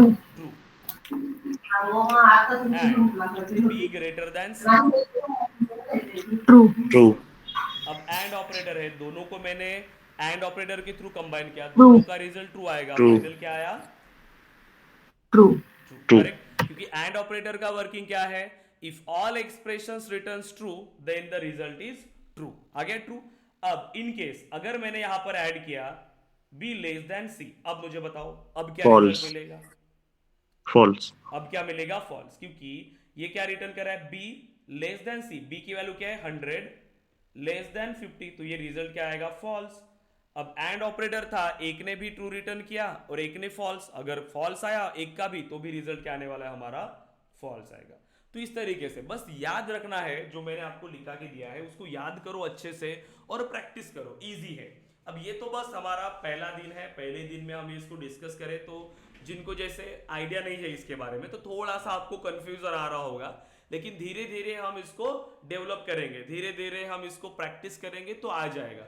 तो कोई भी ऐसा मत समझे कि ये क्या है, कैसे इंप्लीमेंट हो रहा है, तो बस प्रैक्टिस करना पड़ेगा धीरे धीरे। एक साथ एक ही दिन में बहुत ज्यादा आपको आए ये एक्सपेक्टेशन अपने आप से मत रखना, क्योंकि ये कोडिंग है, ठीक है। कोई भी अगर ऐसा स्टूडेंट है जो फर्स्ट टाइम सीख रहा है, जैसे नॉन टेक्निकल बैकग्राउंड के स्टूडेंट्स है अगर कोई, और अगर वो ये सीख रहे हैं तो ऐसा एक्सपेक्टेशन मत रखना अपने आप से कि मुझे पहले दिन में आ जाए। टाइम लगता है गाइस कोई भी चीज सीखने के लिए, बस प्रैक्टिस करना होता है, ठीक है। आरती, नागेश, वैशाली, प्रगति, प्रशांत, प्रीतेश, शुभम, क्लियर है सभी students? Yes yes yes sir. Yes sir. Aarti, आप बात करो प्लीज क्लास में। आरती, आवाज आ रही है आपको? यस। कोई ऐसे स्टूडेंट्स है क्या गाइस जो ऑफिस से क्लासेस वगैरह अटेंड कर रहे हैं? तो मुझे वैसे पता रहना चाहिए, ठीक है, क्योंकि मैं आपसे पूछता हूं, मुझे फिर ऐसा लगेगा कि आप मुझे रिस्पॉन्स नहीं कर रहे हो, ठीक है। नागेश, प्रगति, हाँ, प्रशांत, क्लियर है सभी स्टूडेंट्स? Yes sir. यस। अब देखें, सो अब हमें जो इंप्लीमेंट करना है यहां पर वो है वैलिडेशन रूल, ठीक है। अब इसके बारे में हमने क्यों डिस्कस किया अभी तक, ऑपरेटर्स वगैरह, इसकी वजह से, इन वैलिडेशन रूल्स की वजह से। इसके लिए हम अभी तक वो टॉपिक डिस्कस कर रहे थे कि क्या होते हैं ऑपरेटर्स, क्यों हम इसका यूज करते हैं, ये इसके लिए था, वैलिडेशन रूल्स के लिए। अब हमें वैलिडेशन रूल के बारे में समझना है कि क्या होता है वैलिडेशन रूल। अब रियल टाइम में जैसे जब भी हम कोई भी टास्क परफॉर्म करते हैं या फिर कहीं पर भी आपने देखा होगा कुछ रूल स्पेसिफाई किए जाते हैं कहीं पर भी। अब आप में से बहुत सारे ऐसे स्टूडेंट्स हैं जो ऑफिस जाते हैं या कोई स्टूडेंट्स है जो कॉलेज जाते हैं, राइट। ऑफिस आप जा रहे हो, कॉलेज आप जा रहे हो। अब ये आपका कॉलेज का एंट्री गेट है, कॉलेज का ये गेट है, ठीक है। यहाँ पर क्या होते हैं, आपके गार्ड्स होते हैं, ये गार्ड्स होती है, ये आपका कॉलेज का कैंपस है, ठीक है, कॉलेज का कैंपस है या फिर आपका ऑफिस है। अब आप यहां से अगर कोई जा रहा है, ठीक है, ये कोई जा रहा है बंदा, तो क्या सभी को एंट्री मिलेगी क्या? यहां पे बताओ, सभी को एंट्री मिलेगी क्या? सभी को एंट्री नहीं मिलेगी, क्योंकि गार्ड का काम ही वही है, वो रोकेगा। अब किसको रोकेगा वो? क्योंकि अब इस कॉलेज के कुछ स्टैंडर्ड्स होते हैं, इस कॉलेज के कुछ स्टैंडर्ड्स होते हैं, कॉलेज के हो या ऑफिस के कुछ स्टैंडर्ड्स होते हैं, ठीक है, कुछ स्टैंडर्ड्स है। क्या स्टैंडर्ड्स है? चाहे आप भले इस कॉलेज के हो, अब भले इस कॉलेज के हो, लेकिन उन्होंने कुछ स्टैंडर्ड स्पेसिफाई करके रखा है, उनके कॉलेज के कुछ स्टैंडर्ड्स है कि अगर कोई भी स्टूडेंट है तो विथ आईडी कार्ड आना ही चाहिए, ID card is compulsory. Without ID card वो किसी को भी कॉलेज कैंपस में एंटर नहीं होने देंगे। प्लस कॉलेज यूनिफॉर्म, अगर कॉलेज में यूनिफॉर्म है तो वो यूनिफॉर्म होना चाहिए, वेल ड्रेस्ड आप होने चाहिए, ठीक है, प्रॉपरली। ऐसा नहीं कि कोई भी कैसे भी आ रहा है, कॉलेज में एंटर हो रहा है, बिना आईडी कार्ड के जा रहा है, तो ये कुछ यहाँ पर एंट्री नहीं देंगे। वो आपको अलाउ नहीं करेंगे, रेस्ट्रिक्ट करेंगे कि आप कॉलेज के अंदर नहीं जा सकते, ठीक है। टाई होना चाहिए, कुछ ऐसे स्टैंडर्ड्स होते हैं कॉलेजेस के। वैसे ही तो यहाँ पर ये गार्ड क्या कर रहा है, वैलिडेट कर रहा है कि ठीक है कि ये मेरे कॉलेज का स्टूडेंट है या नहीं, इसने आईडी कार्ड पहना है या नहीं, कॉलेज यूनिफॉर्म है या नहीं, और अगर है, सभी रिक्वायरमेंट प्रॉपर है, तो ही वो एंट्री देगा। बाकी के लोगों को वो रिटर्न करेगा, ऐसे कि घर चले जाओ, वो एंट्री नहीं देगा। वापस आ जाओ ठीक ठाक करके और फिर एंटर हो जाओ, राइट। तो ये कुछ स्टैंडर्ड्स डिफाइन किए हुए हैं। वैसे ही अब हम क्या करते हैं, सेल्सफोर्स में हम डेटा एंटर कर रहे हैं, राइट। हम क्या करें, डेटा, हमने यहां से एक फॉर्म में गए, न्यू बटन पे क्लिक किया तो हमारे पास एक फॉर्म ओपन होता है, जहां से हम क्या करते हैं, डेटा को एंट्री करते हैं, ठीक है, डेटा को एंट्री करते हैं। जैसे सेव बटन पे क्लिक करेंगे, ये डेटा कहां पे सेव होगा, हमारे डेटाबेस में, राइट। जैसे सेव पे क्लिक करते हैं, डेटा सेव होता है हमारे डेटाबेस में। अब तो क्या ये कोई भी डेटा डेटाबेस में सेव करेंगे, क्या ये कोई भी डेटा डेटाबेस में सेव करेंगे, नो। तो यहां पे भी कुछ स्टैंडर्ड्स होते हैं, ठीक है, ऑर्गेनाइजेशन के स्टैंडर्ड्स होते हैं। अगर ये रिकॉर्ड उन स्टैंडर्ड्स को मैच कर रहा है तो ही ये रिकॉर्ड हम डेटाबेस में एंट्री करेंगे, अदरवाइज यहां पर भी हमारे वैलिडेशन रूल्स फायर होंगे, वैलिडेशन रूल्स, और वैलिडेशन रूल्स डेटा को रेस्ट्रिक्ट करेंगे कि आप ये रिकॉर्ड डेटाबेस में एंटर नहीं हो सकता। वो आपको एरर देंगे कि ये रिकॉर्ड आपके डेटाबेस में एंटर नहीं हो पाएगा क्योंकि स्टैंडर्ड्स मैच नहीं कर रहा है। सो वैलिडेशन रूल का काम क्या है कि ये ऑर्गेनाइजेशन स्टैंडर्ड्स को चेक करता है कि क्या हमारा रिकॉर्ड हमारे ऑर्गेनाइजेशन स्टैंडर्ड्स को फॉलो कर रहा है या नहीं। अगर ये रिकॉर्ड हमारे ऑर्गेनाइजेशन स्टैंडर्ड्स को फॉलो करता है तो हम डेटाबेस में एंट्री देंगे, अदरवाइज ये रिकॉर्ड के लिए हमारे पास एरर आएगा। एक थोड़ा बहुत आइडिया आपको मिल रहा है वैलिडेशन रूल के बारे में कि वैलिडेशन रूल का काम क्या है। यस, वैलिडेशन रूल का काम क्या है, इनवैलिड और इनकरेक्ट डेटा को रेस्ट्रिक्ट करना। जो डेटा हमारे ऑर्गेनाइजेशन स्टैंडर्ड्स को फॉलो नहीं करता, उस डेटा को डेटाबेस में एंट्री नहीं देना है। क्लियर हो रहा है? यस, बेसिक आपको एक आइडिया मिल रहा है वैलिडेशन के बारे में, बताइए guys. Yes. Okay, Yes, sir. Then अब ये वर्क कैसे करता है, देखिए बहुत अच्छे से समझे। सबसे पहले जब भी आप रिकॉर्ड को इंसर्ट और अपडेट करते हो, सिर्फ दो ही केस में ये फॉलो होता है, दो ही केस में आपका वैलिडेशन रूल वर्क करता है। जब आप रिकॉर्ड को इंसर्ट करते हो या अपडेट करते हो। अब कौन से रिकॉर्ड को, तो जिस रिकॉर्ड पे आपने वैलिडेशन रूल बनाया। वैलिडेशन रूल हम किसी पर्टिकुलर ऑब्जेक्ट पे बनाते हैं, ठीक है, ऑब्जेक्ट्स पे बनाते हैं वैलिडेशन रूल। अब जिस ऑब्जेक्ट पर बनाया है उस ऑब्जेक्ट का रिकॉर्ड अगर इंसर्ट या अपडेट हो रहा है तो हमारा वैलिडेशन रूल फायर होगा, और वैलिडेशन रूल फिर क्या करेगा, डेटा को चेक करेगा, वैलिडेट करेगा कि क्या ये डेटा हमारे ऑर्गेनाइजेशन स्टैंडर्ड से मैच करता है या नहीं।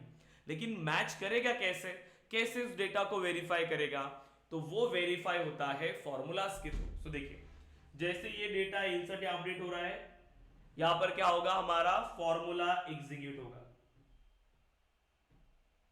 ठीक है। तो ये फायर होगा वैलिडेशन रूल। जैसे रिकॉर्ड को इंसर्ट या अपडेट किया सो वैलिडेशन रूल फायर होगा। वैलिडेशन रूल में क्या होते हैं, वैलिडेशन रूल्स में होते हैं हमारे एक्सप्रेशन, और इसको हम कह सकते हैं कंडीशन, और हम उसको कह सकते हैं फॉर्मूला। सो वैलिडेशन रूल में ये होगा, लेकिन हम इसको ज्यादातर कहेंगे कंडीशन, क्योंकि ऐसा ही फॉर्मूला या ऐसी ही कंडीशन हमें बनाना है जो हमें बुलियन वैल्यू रिटर्न करे। किस टाइप की वैल्यू रिटर्न करे, बुलियन। ऐसा अगर मैं फॉर्मूला बनाऊंगा a+b, ये किसी काम का नहीं है।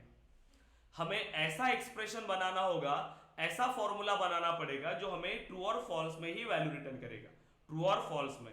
अब तो ये हमें दो टाइप में वैल्यू रिटर्न करेगा, जो भी एक्सप्रेशन या फॉर्मूला आपने बनाया है, दो टाइप में, क्या, ट्रू और फॉल्स। देखिए दो पॉसिबिलिटीज होंगी,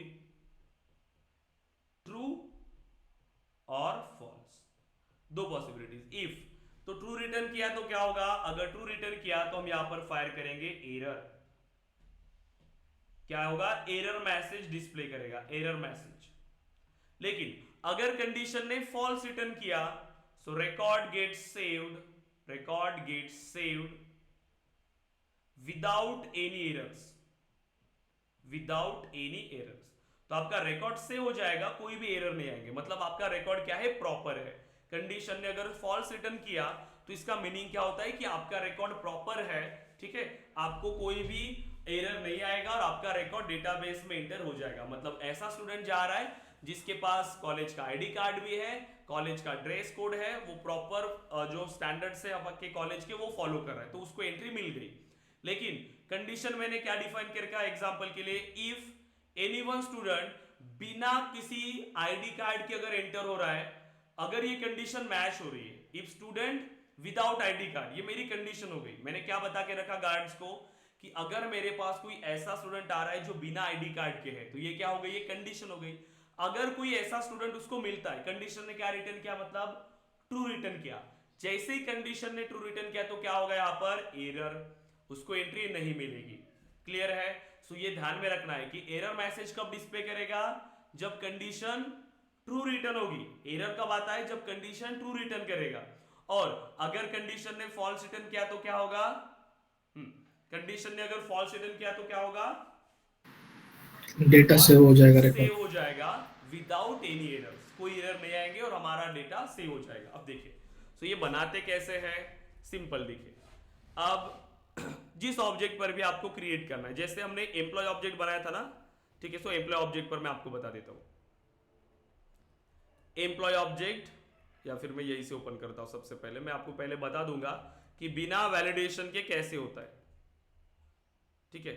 एम्प्लॉय ऑब्जेक्ट, जब मैं नया रिकॉर्ड इंसर्ट करने के लिए जा रहा हूं, न्यू, ठीक है, न्यू। अब ये जो रिक्वायर्ड फील्ड मुझे बता रहा है, ये वैलिडेशन है या नहीं, ये भी वैलिडेशन है, राइट गाइस, वैलिडेशन है।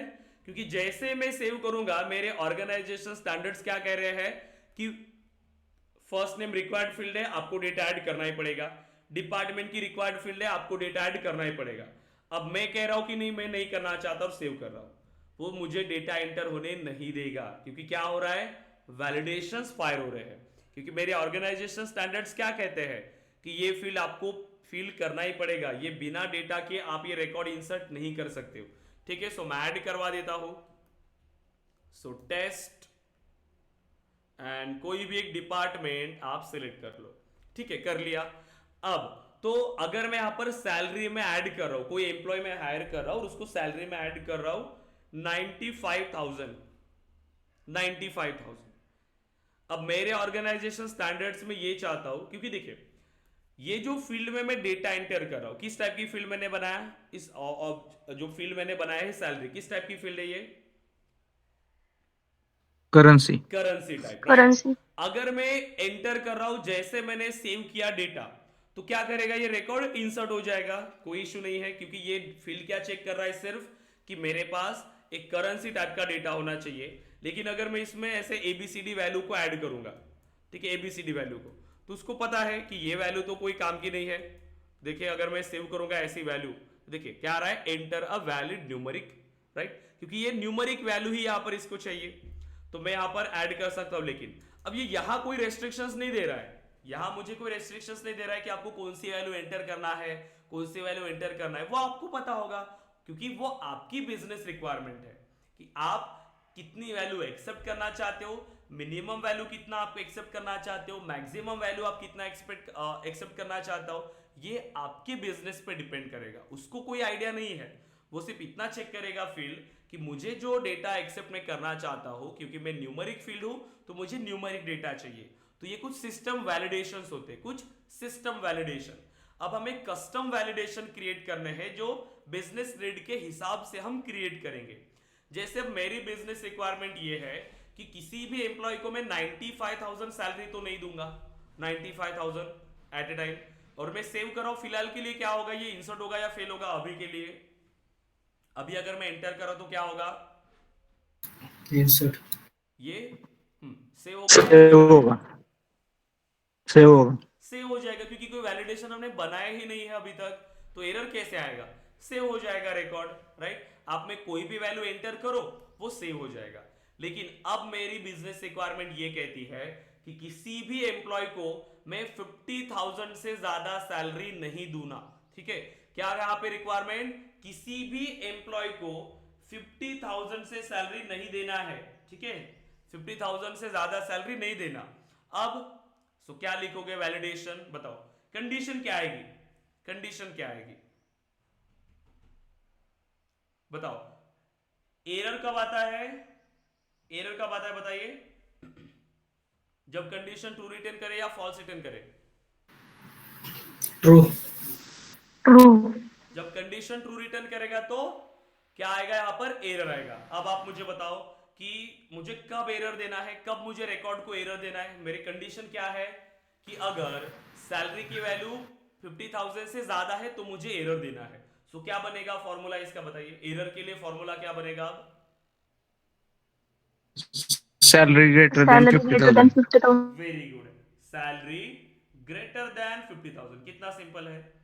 अगर ये कंडीशन मैच होती है तो क्या रिटर्न करेगा, अगर किसी एम्प्लॉय ने सैलरी ऐड किया 95,000 तो सैलरी में वैल्यू कितना आया 95,000 is greater than 50,000। Yes condition is true. और जैसे कंडीशन ने ट्रू रिटर्न किया तो एरर आ जाएगा। लेकिन अगर मैंने सैलरी ऐड किया जैसे 40,000, अब 40,000 ग्रेटर देन 50,000, ट्रू और फॉल्स क्या आएगा, False. फॉल्स आएगा। और जैसे फॉल्स रिटर्न किया तो हमारा रिकॉर्ड क्या हो जाएगा, सेव, क्योंकि हम ये सेव करना चाहते हैं। सेव हो 50,000 से जाएगा। कितनी भी कम सैलरी हो हम एक्सेप्ट करेंगे। लेकिन एरर कब देना है, सिर्फ अगर सैलरी 50,000 से ज्यादा हो तो ही हमें एरर देना है। क्लियर है गाइस, सिंपल है। यस बताइए, अब सिंपल है। आरती, नागेश, प्रगति, प्रशांत, Yes. Nitesh, Shubham, yes yes sir. Clear हुआ Yes. ये Yes, आपको। sir. सर अगर कंडीशन इक्वल हो तो फिर क्या होगा? इक्वल कैसे आएगी कंडीशन बताइए, एग्जांपल दीजिए कैसे। अगर कोई एम्प्लॉय की सैलरी 50,000 है। 50,000 ही है प्रॉपर। हाँ, फिर तो क्या ये होगा? इक्वल कैसे हुआ, ये इक्वल नहीं होता। देखिए कैसे इक्वल होगा, अगर सैलरी मेरे पास, इसका रिजल्ट तो ट्रू और फॉल्स में ही आने वाला है। ट्रू और फॉल्स में दोनों में से तो एक ही आएगा, ये तो क्लियर हो रहा है आपको। रिजल्ट क्या आएगा, सैलरी मेरी कोई भी हो, सैलरी मेरी कोई भी हो, रिजल्ट कितना आएगा, ट्रू और फॉल्स ही ट्रू आएगा और इसमें। फॉल्स में। इसके अलावा कोई पॉसिबिलिटी क्या, पहले ये सोचिए प्रगति, इसके अलावा कोई पॉसिबिलिटी है क्या, नहीं। पॉसिबिलिटी नहीं है। अब ये समझो कि ट्रू आया तो No. क्या आएगा, एरर आएगा बस। फॉल्स आए तो रिकॉर्ड सेव हो जाएगा। इसके अलावा कोई पॉसिबिलिटी नहीं है। सेव हो इक्वल जाएगा। जैसी कोई पॉसिबिलिटी वैलिडेशन रूल में नहीं है, क्योंकि रिजल्ट ही नहीं आएगा। अब आप ये कह रहे हो कि मैंने क्वेश्चन लिया कि अगर सैलरी ग्रेटर देन 50,000, ये मेरी कंडीशन है। अगर किसी एम्प्लॉय ने सैलरी ऐड किया 50,000 तो कंडीशन क्या बनी, 50,000 इज ग्रेटर देन 50,000। कंडीशन क्या रिटर्न करेगा, इक्वल रिटर्न करेगा क्या ये। रिजल्ट क्या आएगा आपको, रिजल्ट तो इन दोनों में से आएगा ना। क्या रिजल्ट आएगा, यस। 50,000 ग्रेटर देन 50,000, क्या रिजल्ट आया, फॉल्स। False. फॉल्स। और फॉल्स करेगा तो क्या हो जाएगा, रिकॉर्ड सेव। मतलब नया कुछ भी नहीं हुआ यहाँ पे, ओके। नया कुछ भी नहीं हुआ। ट्रू और फॉल्स के बीच में आपका खेल है, ठीक है। इक्वल जैसा कोई ऑप्शन यहाँ पर नहीं है।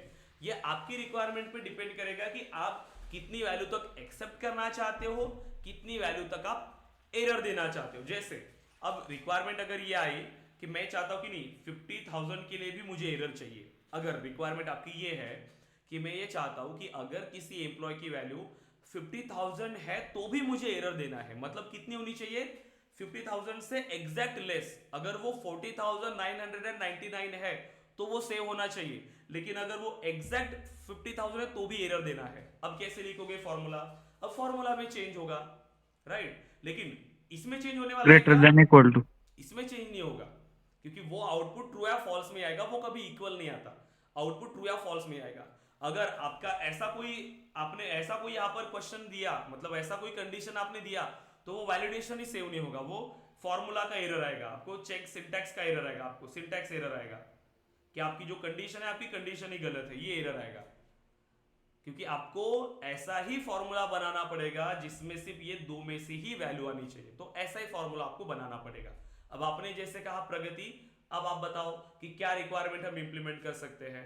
आपने जैसा सोचा, क्योंकि बिजनेस रिक्वायरमेंट है, कुछ भी आ सकती है। जैसे आपका भी बिजनेस है, आप ये चाहते हो कि नहीं मेरा ये ऑर्ग है, मेरे ऑर्ग में अगर किसी एम्प्लॉय को 50,000 भी सैलरी अगर मैं दे रहा हूं तो भी एरर आना चाहिए। तो क्या लिखोगे उसके लिए? अब फॉर्मूला क्या बनाओगे? फॉर्मूला बताइए।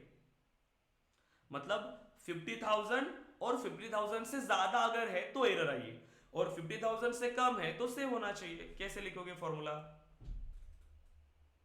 सिंपल है गाइस, सोचिए। Salary greater than equal to 50,000। क्या लिखेंगे? सैलरी ग्रेटर देन और इक्वल टू 50,000, मतलब दोनों चेक करेगा, ठीक है, कि ग्रेटर भी चेक करेगा और इक्वल भी चेक करेगा। अब अगर मैंने यहां पर दिया सैलरी की वैल्यू क्या है? एग्जैक्ट 50,000 ग्रेटर देन और इक्वल टू 50,000। अब देखिए ग्रेटर देन तो नहीं है लेकिन इक्वल है, दोनों अगर इक्वल है तो कंडीशन ने क्या रिटर्न किया अब आपके पास? ट्रू और फॉल्स? ट्रू। ट्रू। और जैसे ट्रू रिटर्न किया तो एरर आएगा। देखिए अब 50,000 के लिए भी एरर आ रहा है। मतलब ये आपकी रिक्वायरमेंट है कि आप जैसा सोचते हो वैसा आप यहाँ पर इंप्लीमेंट कर सकते हो। बस ये यहां तक आप आने चाहिए गाइस। कोडिंग में यही है, मतलब कोई भी लॉजिक अगर आप बिल्ड कर रहे हो, आपको अभी से अपने अंदर वो लॉजिक बिल्ड करना है, तो क्या करोगे? जितना आप सोच रहे हो एटलीस्ट आप उसको बिल्ड करके देखो, आप उसको इंप्लीमेंट करके देखो। अगर यहां तक आप पहुंच गए मतलब बहुत हो गया, क्योंकि यही इंपॉर्टेंट है, यही स्टेप से आपकी पहली डेवलपर का काम, कि जो आप इमेजिन कर रहे हो वो आप डेवलप कर पाने आने चाहिए। क्योंकि सॉफ्टवेयर डेवलपमेंट का डेफिनेशन ही क्या है? Which converts the imaginaries into reality. Correct, हमारा काम वही है, हम इमेजिनरीज को रियलिटी में कन्वर्ट करते हैं, राइट? इसीलिए हम सॉफ्टवेयर डेवलपर्स हैं। तो यही काम है आपका, कि जब भी आपको कोई चीजें अगर आप इमेजिन कर रहे हो, कोई लॉजिक प्लान कर रहे हो, तो उसको इंप्लीमेंट करते आना चाहिए। एंड गाइज आप लोग काफी अच्छा कर रहे हो, बस इसी लेवल से आपको लास्ट तक इंप्लीमेंट करना है। सो वैलिडेशन रूल बनाए अभी? यस या ठीक है, इतना रहने देते आज के लिए। सर एक बना कर देखो। एक बना लेते, ठीक है, जो अभी हमने प्रैक्टिस किया Yes. उसको बना लेते हैं। देखिए क्या करोगे, जैसे ये है हमारा वैलिडेशन, ये 95 भी एक्सेप्ट कर रहा है, मैं नहीं चाहता कि ये 50,000 से ज्यादा एक्सेप्ट करे। सो जिस ऑब्जेक्ट पर हमें चेंजेस चाहिए हम डायरेक्टली जा सकते हैं एडिट ऑब्जेक्ट पे। देखिए सो एडिट ऑब्जेक्ट पे गए, ठीक है, एडिट ऑब्जेक्ट, देन उसके बाद सबसे लास्ट में अगर आप जाओगे तो यहां पर आपको मिलेगा वैलिडेशन रूल्स, ठीक है, ठीक है, किस ऑब्जेक्ट पर? एम्प्लॉय ऑब्जेक्ट पर बना रहे हैं, वैलिडेशन रूल्स पर आ गए। अभी तक हमने कोई भी वैलिडेशन रूल क्रिएट नहीं किया, ठीक है, सो नया वैलिडेशन बनाना है, सो न्यू वैलिडेशन। ओके, देखिए कुछ डिस्क्रिप्शन इसके बारे में है, तो पढ़ लीजिए। Define a validation rule by specifying an error condition and a corresponding error message, कि कंडीशन क्या है और अगर ये कंडीशन ट्रू होती है तो कौन सा एरर मैसेज देना है ये डिफाइन करिए। Then the error condition is return as the boolean formula expression that returns true और फॉल्स, ठीक है। When the formula expression returns true the save will be aborted and the error message will be displayed। अगर formula ने true return किया तो क्या होगा? Save नहीं होगा रिकॉर्ड, और क्या होगा? एरर मैसेज डिस्प्ले होगा। The user can correct the error and try again. तो जैसे हम उसको एरर मैसेज देंगे कि जैसे आप फॉर्म फिल करते हो, राइट, आप कोई फॉर्म फिल करते हो तो आपको एरर मैसेज पढ़ते हो और फिर से डेटा को करेक्ट करते हो। जैसे उसने कहा कि लास्ट नेम रिक्वायर्ड है तो आप क्या करोगे? फिर से लास्ट नेम में डेटा एंटर करोगे, अगेन सेव करोगे। तो वही है कि आप उसको क्या करोगे? करेक्ट करोगे डेटा को एंड अगेन एंटर कर दोगे, ठीक है। तो इसी तरीके से हमें काम करना है। सो जो भी वैलिडेशन का नाम आपको देना है, अब आप इसको नाम दे सकते हो। सो एम्प्लॉय, ठीक है, तो मैं इसको नाम देता हूं एम्प्लॉय सैलरी वैलिडेशन, ठीक है। देन इसके बाद अब फॉर्मूला क्या बनेगा? सबसे पहले हमने रूल का नाम दिया, उसके बाद हमें अब एरर कंडीशन देना है। बताओ कंडीशन क्या है हमारी? 50,000 से ज्यादा अगर सैलरी है तो मुझे एरर देना है। सो क्या लिखना पड़ेगा? सैलरी, देन ऑपरेटर एंड जो हमारी वैल्यू है वो। तो फील्ड कहां से मिलेगी? इंसर्ट फील्ड में से। देखिए इंसर्ट फील्ड, एम्प्लॉय ऑब्जेक्ट, कौन सी फील्ड के लिए चेक करना है? सो सैलरी, इंसर्ट, ठीक है, सैलरी फील्ड, मतलब जो भी फील्ड की वैल्यू है वो यहां पर सैलरी की जगह पर आ जाएगी, कोई भी वैल्यू आप चेक कर सकते हो। ऑपरेटर, सो इंसर्ट ऑपरेटर, हमें ग्रेटर देन चेक करना है, ग्रेटर देन किससे मैच करना है? 50,000। तो यहां पर ध्यान देना, ऐसे मत लिख लो कि 50,000 50 कॉमा इस तरीके की वैल्यू सपोर्ट नहीं करता। अगर चेक सिंटैक्स करोगे तो एरर आएगा। देखिए सिंटैक्स एरर, क्योंकि ऐसी कोई डेटा यहाँ पर नहीं होता। डायरेक्टली आप 50,000 को प्रोवाइड करोगे। लिखते टाइम बस ऐसा लिखते हम पेपर्स में, लेकिन जब इनपुट करते कहीं पे तो डायरेक्टली ऐसे वैल्यू को इनपुट करना होता है हमें, ठीक है। देन अब ये फंक्शंस है, आगे जाके हम फंक्शंस के बारे में भी डिस्कस करेंगे कि इन फंक्शंस का यूज करके एडवांस लेवल के फॉर्मूला कैसे बनाते हैं। तो यहां तक हो गया क्लियर। चेक सिंटैक्स करेंगे तो अब यहां पर कोई एरर नहीं आएगा, ठीक है, कि सैलरी की वैल्यू अगर ग्रेटर देन 50,000 है तो एरर। अब कौन सा एरर देना है, तो जो एरर मैसेज आपको चाहिए वो एरर मैसेज आप यहां पे प्रोवाइड करें। तो कौन सा एरर मैसेज हमें चाहिए, सो salary should be less than 50,000। तो मैंने उसको दिया कि सैलरी 50,000 से कम होनी चाहिए, तभी हम यहां पर डेटा को एक्सेप्ट करेंगे। अब तो ये जो एरर मैसेज है, ये एरर मैसेज आपको कहां डिस्प्ले करना है। देखिए जब आप डेटा को सेव करते हो, ठीक है, जैसे मैं यहां पर गया एम्प्लॉयज न्यू, और जैसे मैं सेव पे क्लिक कर रहा हूं तो ये फील्ड पर एरर है, ये होता है फील्ड का एरर जो फील्ड के नीचे आ रहा है। लेकिन अगर आपको यहां पर एरर नहीं चाहिए, सिर्फ यहां पर एरर चाहिए, तो ये होता है पेज का एरर, इसको होता है पेज। तो आपके पास दोनों ऑप्शंस है, टॉप ऑफ पेज और फील्ड। तो हमें फील्ड पर देना है। अगर आप वैलिडेशन रूल किसी सिंगल फील्ड के लिए लिख रहे हो तो यूजर को पता चलना चाहिए कि किस फील्ड के लिए एरर आया, ताकि वो डायरेक्टली वहीं पर चेंजेस करे। आपने सैलरी के लिए एरर दिया और वो एरर कहीं और पे शो कर रहा है, उसको पता ही नहीं कि किस फील्ड के लिए एरर आया, तो थोड़ा सा कंफ्यूजन होगा। जब हमारे पास ऐसा हम फॉर्मूला बनाते हैं कि जहां पर हमने 5-6 फील्ड्स को यूज किया, 5-6 फील्ड को यूज करके हमने फॉर्मूला यहां पर बनाया, तो अब हम एग्जैक्ट किसी एक ही फील्ड पर एरर नहीं दे सकते, तब हमें top of the page use करना है। लेकिन सिर्फ एक ही फील्ड के लिए एरर है, सो डायरेक्टली उसी फील्ड के लिए आप एरर दीजिए। सो हमने सिलेक्ट किया सैलरी एंड सी। देखिए फॉर्मूला बन गया आपका, एक्टिव है आपका वैलिडेशन रूल। अब हम गए अगेन एम्प्लॉय पे, एक नया एम्प्लॉय में क्रिएट करना चाहता हूं अब, सो एम्प्लॉयज देन न्यू। ओके अब मैं एम्प्लॉय क्रिएट कर रहा हूं। देखिए सो टेस्ट, एक डिपार्टमेंट सिलेक्ट कर लेता हूं इसका, सो डिपार्टमेंट डेवलपमेंट डिपार्टमेंट, और सैलरी अब मैं ऐड कर रहा हूं 65,000। क्या लगता है अब आपको, अगर मैं सेव करूंगा तो क्या होगा, क्या लगता है आपको, एरर मैसेज आएगा। क्या आएगा, एरर, क्योंकि जैसे हम सेव एरर करेंगे मैसेज। वैलिडेशन रूल फायर होगा, वैलिडेशन रूल में कंडीशन चेक होगी। कंडीशन में क्या लिखा है मैंने, सैलरी ग्रेटर देन 50,000 अगर है तो एरर आएगा। मैंने सैलरी ऐड किया 65,000, yes, so 65,000 is greater than 50,000, condition is true, and the condition अगर ट्रू है तो क्या आएगा हमारे पास, एरर आएगा। Error message. जैसे सेव किया एरर आ रहा है, करेक्ट सैलरी का, और हमें ये एरर मैसेज भी शो हो रहा है, salary should be less than 50,000।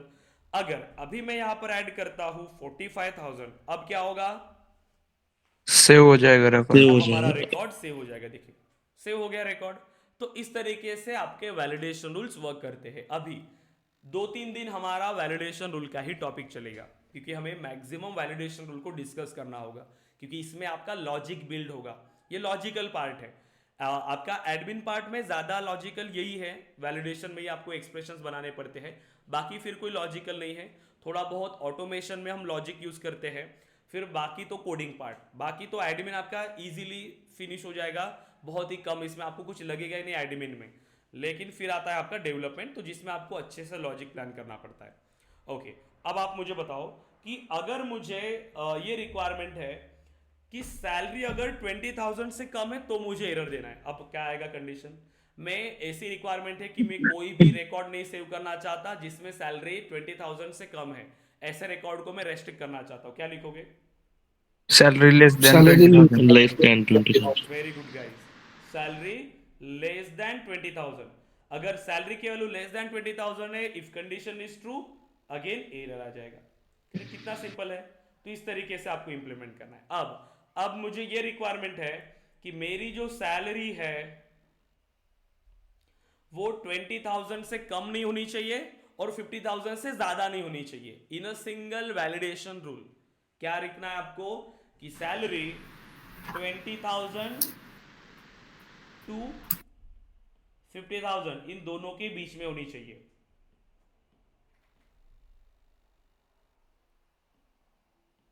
ठीक है, लिख पाओगे इसके लिए या आपको घर से करके लाना है? सो इसके लिए वैलिडेशन रूल क्लियर हुआ कि क्या करना है आपको, कि जो सैलरी है वो ना 20,000 से कम होनी चाहिए और ना ही 50,000 से ज्यादा। दोनों के लिए आपको फॉर्मूलाज पता है। अब करना क्या है, दोनों कंडीशंस को, क्योंकि दो कंडीशंस आ रही है तो दो कंडीशंस को क्या करना पड़ेगा आपको, कंबाइन करना पड़ेगा।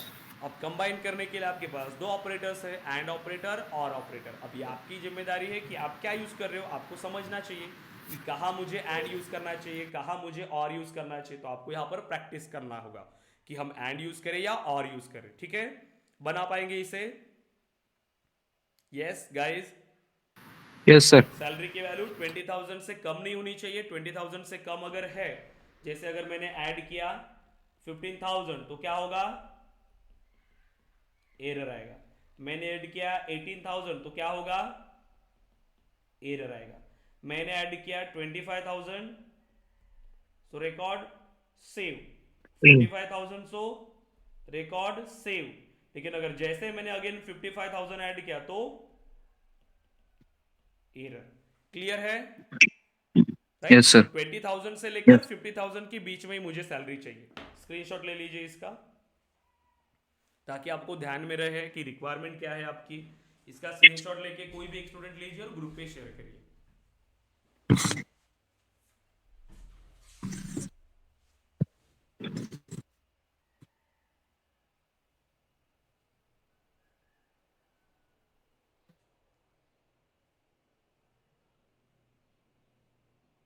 ले लिया गाइज?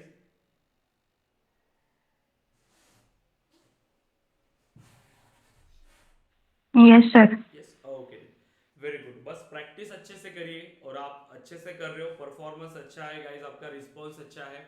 ठीक है, बस इसी तरीके से आपको करना होगा इम्प्लीमेंट, एंड ये कंसिस्टेंसी फॉलो करना पड़ता है। क्या होगा, देखिए मैंने बहुत सारे ऐसे स्टूडेंट्स देखे गाइज, राइट, कि उनका रिस्पॉन्स काफी अच्छा होता है स्टूडेंट्स का, बट वो कंसिस्टेंस नहीं रहते, वो कंसिस्टेंट नहीं रहते, जिसकी वजह से क्या होता है, कभी पढ़ते हैं कभी नहीं पढ़ते, और इसकी वजह से बहुत लॉस हो जाता है।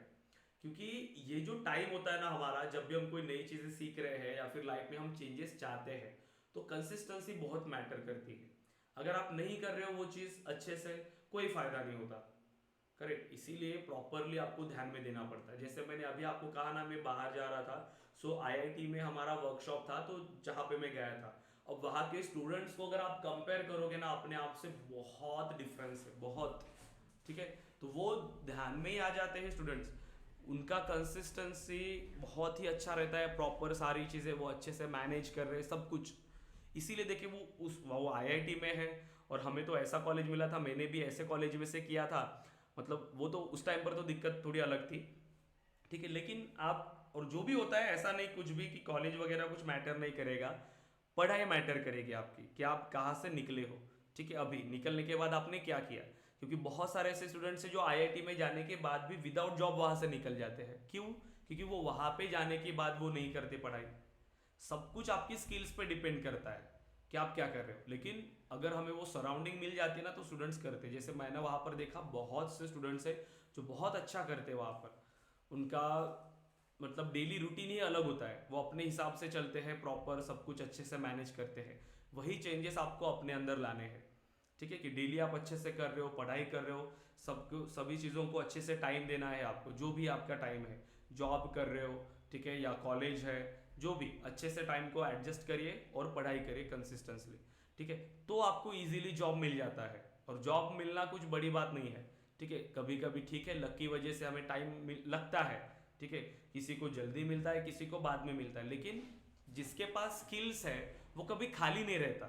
ये चीज़ आप ध्यान में रखना। लेकिन स्किल्स आधी अधूरी काम में नहीं आएगी।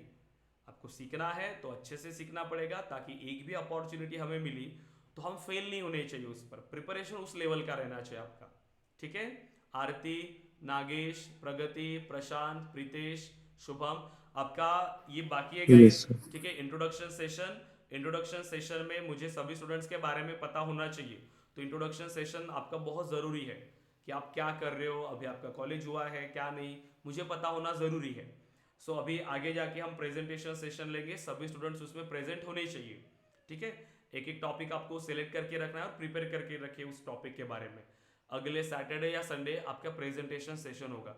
मैं अभी से बता रहा हूँ, आपके पास टाइम भी है तो आप प्रिपेयर भी करके रख सकते हो। क्लियर? यस। आरती, नागेश, प्रगति, प्रशांत, प्रीतेश, शुभम, Yes, क्लियर है sir. सभी students? Yes. Yes. Yes, sir.